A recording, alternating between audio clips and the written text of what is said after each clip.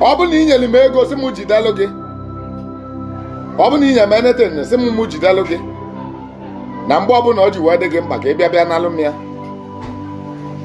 Ọ bụ na ị bịara bịa na m nya bụ ibe si m ibe anụnwa na ọ dịgokwana gị mkpa, mụ biko mụ nyegodu gị ya. Ọ bụ na ngụnwa a sị gị jidelụ m ego a, na ọ bụ na ọ dị m mkpa na m ya bịa nalụ gị ya. I wee nọdụ for so many years jide dị ego. Ọ bụ na m abịara bịa sị gị nyegodu m ego a na m enidi gị ya, ị ga-enye m ya ka i were bankị m alụ gị atụ, na iwere ego gị jee tinye na bankị, iwere ego tinye na bankị si na ị ga-eyuzu ego a na 2025 na March.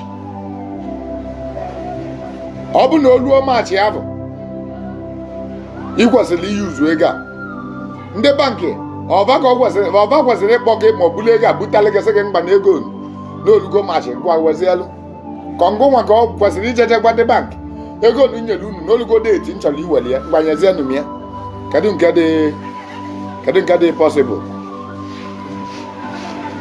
Ọ ndị bankị ya ewetara gị dị ego ka ngụnwa ya eji aka gị jee gwa ndị bankị na enidigo m ego a wetazielu m ya. Can get it possible? You will be the one to tell them. Thank you. Sọsọ ọgọ chiki ya emele gị, sọsọ ọgọ nechọ ya emele gị, bịa lụtalụ gị si gị na ọ nwekwara ibe idebere n'aka mmụọ.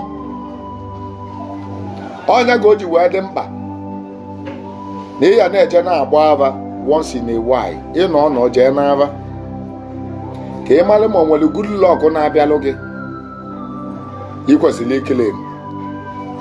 Ka ị mara ma ọ nwere bad luck na-abịalụ gị, ị kwesịrị reject. Maka ka nwata katala ezigbo ibe n'akalaka ka ọ katakwala ajọ ibe n'akalaka. Maka na ibe dị n'akalaka ụwa bụ igbulu ọkpụ. O nwere egbulu naanị sọ ulu, ọkpụkpụ na ulu ya esolili gị, iberire n'ulu ị ga-ebekwala ọkpụ. Otu a ka o si wee dị na ọ bụrụ na ị na-alọ nlọ, ịlọkọta nke ezigbo ịlọ nke ọjọọ. Ọnya bụ n'ụwa akalaka gị na ozulu gị na o nwere onye ezigbo ibe pụtalụ mgbe eri oji wapụta ụwa wee mebele ọ kwụsịrị akwụsị.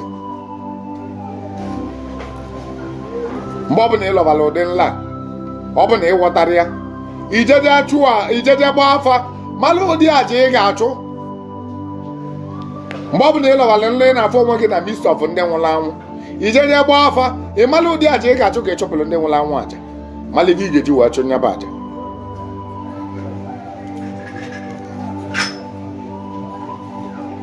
Mbọsị gbulugboo, o nwere ndị na-adịbe ajụ m ajụjụ, o nwere ndị na-adịbe ede na comment section na-asị kedu ife ndị be anyị ji bụ agọ mmụọ mbọsị gboo.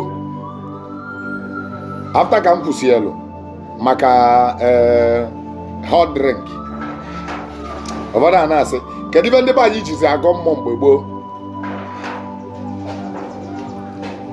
Mbọsị gbulugboo, ife ndị be anyị na-enye mmụọ bụ something dị natural, and achọrọ m ka ime nye adopt today. Ọ bụrụ na ị chọrọ ịkpọku mmụọ ka mmụọ za gị as fast as possible, ọ bụ na ị chọrọ ịkpọku mmụọ ka mmụọ dị more active, ọ bụ na ị chọrọ ịkpọku mmụọ otu ndị be anyị si akpọku mmụọ mgbe gboo, ife ndị be anyị ji akpọku mmụọ bụ natural, and ọ bụ na ị chọrọ ịkpọku mmụọ ịdị natural,